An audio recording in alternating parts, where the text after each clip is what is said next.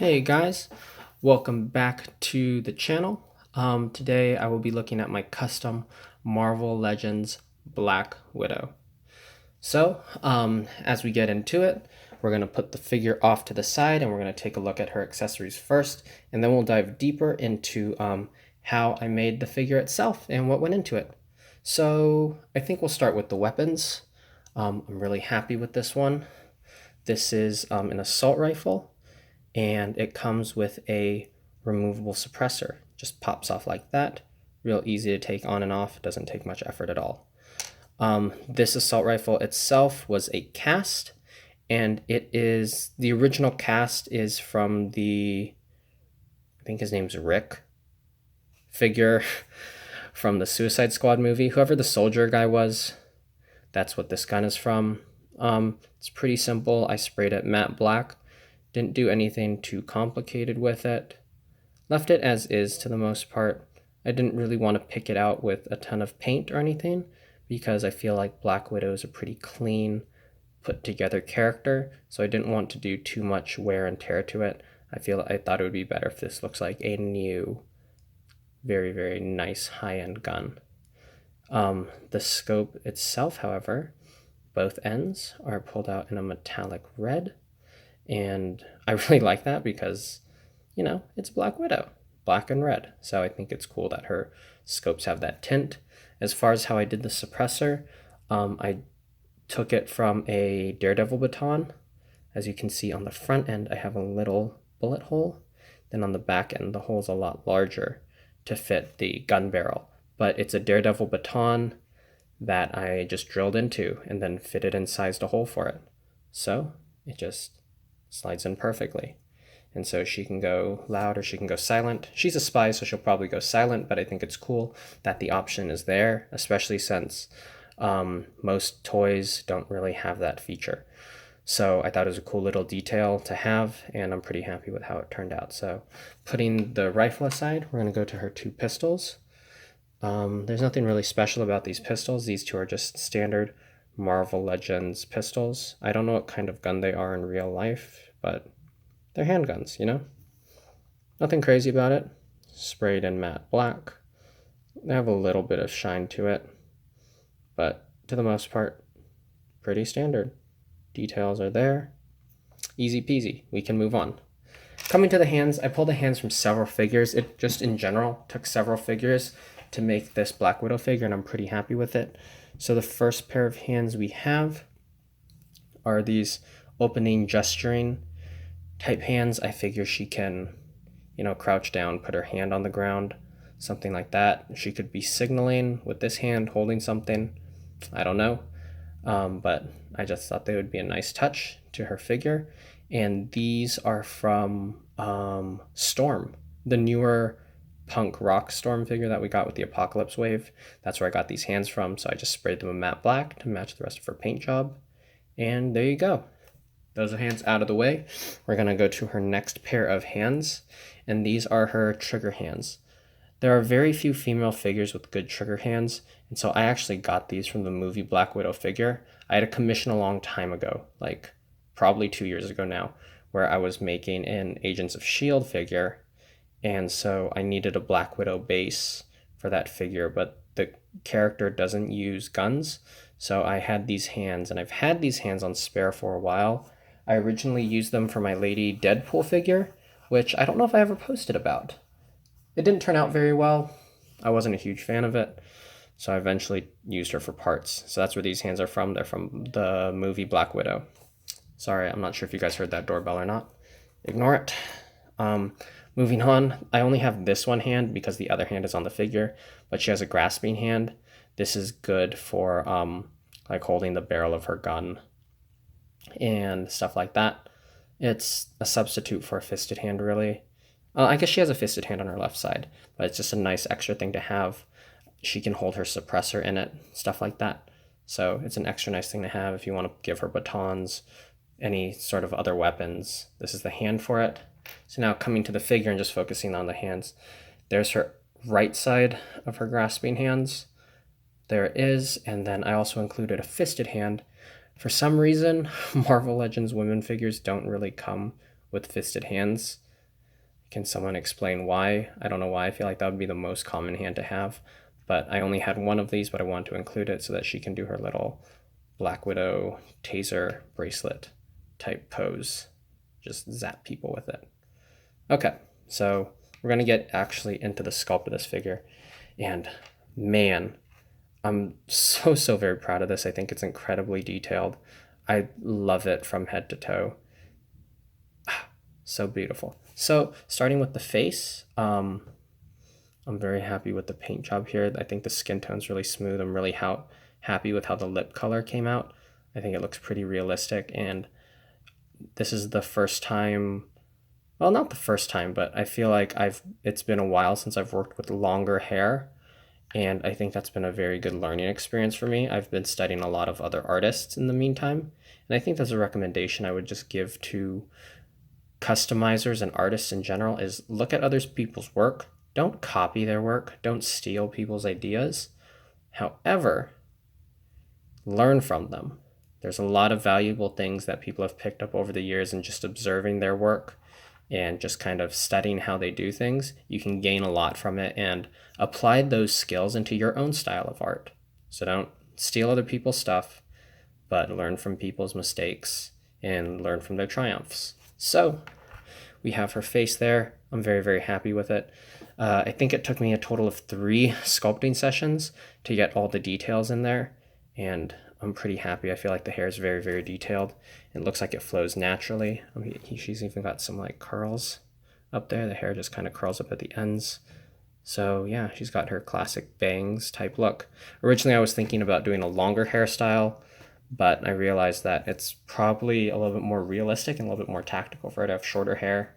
And it's posed nicely. You know, I got some wind blowing through it. A little bit of an action type pose.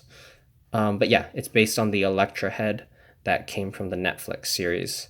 So now moving down to her torso piece. This is from Domino, and it's been totally resculpted. So she has all this new armor all over. I'm really happy with her chest piece and how that armor turns out. It's symmetrical, has a lot of nice layering to it. She's got some of those glossy straps running through it, and the armor is gunmetal, and I highlighted it with some blue. The whole figure has some blue highlights to it, which just, I'm not sure if the camera's picking all of it up, but there's like, yeah, you can see it a little bit there. There's some blue highlights in the legs. It runs down the legs too. So he's just got some nice shading and shadowing with this black suit, and I think it really brings out the details a lot more than compared to if it was just a flat black. So a lot of sculpting done. So the whole chest is sculpted. Her back is also sculpted. She has armor on the sides of her body there. She's got elbow pads. I sculpted new knee pads for her. Her legs also have new armor pieces with some glossy straps. So just a lot of sculpting. I learned a lot from this figure, first about sculpting hair and then about sculpting armor. I've never made armor that's so thin and just really, I think, cohesive with the figure before. Definitely a learning experience about how thin you can really sculpt while still people can tell that there's layers on it. So I guess just moving down the figure, since it was based on the Domino body, she did have a collar. I shortened that collar down and turned it and just kind of cuffed it off so it looks more like a turtleneck now. Not even a turtleneck, it just kind of collars, just kind of closes off the collar. So I think that looks good. Her shoulder pads, if you can't tell, are on elastic. Once again, I think every video so far I've used elastic, if not very close. But the shoulder pads themselves are off the, I want to say, Mafex Deadshot figure. Might be wrong about that, from the Suicide Squad. I guess I'm pulling a lot of things from different Suicide Squad figures. But I sculpted the Black Widow symbol over it. I just pressed down a ball of clay. I made sure to keep it relatively thin so it doesn't look like it juts too much off the shoulder. And then after that, it was just a matter of cutting it symmetrically so that it would look like an hourglass. I'm pretty happy with how that glossy metallic red turned out. I think it looks pretty nice. Coming over to the other side, same deal. Hourglass, glossy metallic red. Shoulder pad is hooked on with elastic. And I hid the elastic on her shoulders by turning it into a whole armor piece. That did take some planning, but I think it ultimately paid off. So now that, so it doesn't look like she just has, let me adjust my camera. It just does, so it just doesn't look like she has elastic straps just sitting on her shoulders. Now it looks cohesive and it looks like it belongs. The arms, I didn't have to do too much work to it. These were originally on my Lady Deadpool, so I already had some arm braces sculpted, and so what I did over that, I repainted it all, but I had this loose ammo magazine from this like giant LMG, but the bullets were the perfect size for a wrist bracelet. So I painted it this dull gold. I didn't want to get it too bright, still wanted it to look a little bit realistic, a little bit tactical. And then I just wrapped the brace around the arms, cut it and super glued it where it belonged. And let me just move this arm out. As you can tell, it is one cohesive piece all the way around. It looks great. I think that's probably one of my favorite parts, is just being able to reuse bullets to be braces. Coming down to her belt and lower torso area, we can get a closer look at the armor I sculpted in. I was basing this figure, not basing, but I pulled a lot of inspiration from the sideshow statue. In case you guys don't know, I think I've mentioned it before, but I pull my inspiration a lot from statues because I feel like those statues are just so detailed. So I always want to try to get as much of that detail in my figures as possible. So I sculpted that side armor. I really like the fact that everything's curved. It feels a little bit more maybe ergonomic. It just works with muscle movement a little bit more. The creases were already in there, and that's from the is it from Domino also? It's either from Domino or from the Electra figure. I don't particularly remember. The legs, however, the upper part of the legs are, yeah, I think this whole torso body was Domino, but then knees down is from Wasp. And then these arms are from my Lady Deadpool figure, which I don't remember what the figure base was, so who knows, but I'm pretty sure the full, if I remember correctly, I replaced, now that everything's painted the same, it's really hard to tell because her suit's all cohesive, so it's a little bit hard to tell or remember where things started and stopped. But from here down was Wasp. From here, it's replaced arms. I believe this part is a Domino. Head is Electra. But anyways, coming to the belt, we can see that I have another Black Widow symbol on the belt, and then I sculpted in her little gold disc weapon, whatever they are. I think some comics have them as weapon storage. Not totally sure what purpose they serve, but I sculpted those. They come out in a nice brighter gold, a little bit brighter than this, than her wrist bracelets, and I'm fine with that. Moving down the legs, my favorite part is probably the straps that I sculpted in. These, I didn't lead them all the way to like the torso piece, just because it would have hindered a leg articulation. However, on the back side though, the straps look like they move all the way through, and the figure is still articulated, and so you can see the break when you do something like that. But if she's just standing straight, it looks like the piece is all, it's all one piece done in that glossy black. I think that looks really good. Like I said before, I did sculpt some like side thigh armor, which leads into straps that go to the knee pads. The pistol holsters themselves, I bought them as casts. I don't remember from who now, it's been a while. It might be Resin Armory. Or Worcesters. There's several people on Instagram who make casts, and I just kind of go to their pages when needed and I DM them. But this cast used to be capped at the bottom, and where that divot is for that divot right there, that used to all be connected. And so because of that, what would happen is, let me get a pistol. What would happen is the pistol would get stopped by the little trigger guard, and so it would only go about this far in to the pistol holster. And I was like, that's not acceptable.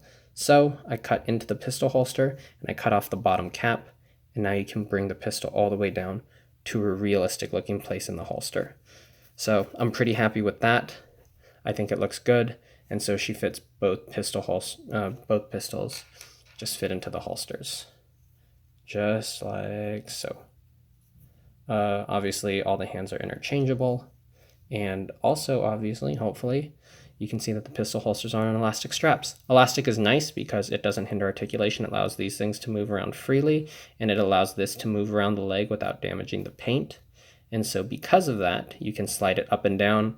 You don't have to worry about breaking the pistol holsters off if they've been super glued or molded onto the leg. You don't have to worry about that. And you also don't have to worry about it damaging your figure because you're using soft goods. So the paint is 100% protected in the process. So yeah, I'll put her rifle in her hand. Let me just replace this. As you can see, the hands just pop off.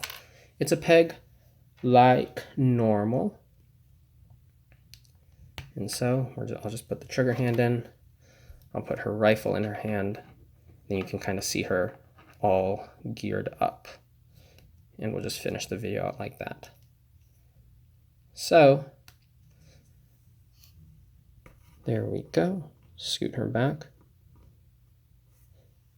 Thank you all for watching my review of my custom Marvel Legends Black Widow. I hope you like her. She was a lot of fun.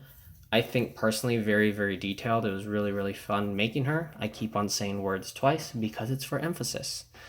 So once again, I hope you enjoyed. If you want to see more of my customs and if you want to see me put stuff up for sale, show you things early because I don't always update my YouTube channel first, you can find me on Instagram at Tosh_customs. The underscore is the symbol, not the word.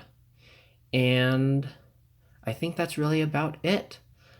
I'll definitely be filming some more reviews soon, and so I'll be uploading some more videos for your watching pleasure. And until then, I hope you all have a wonderful day, wonderful week. And so take care, and I'll catch you soon.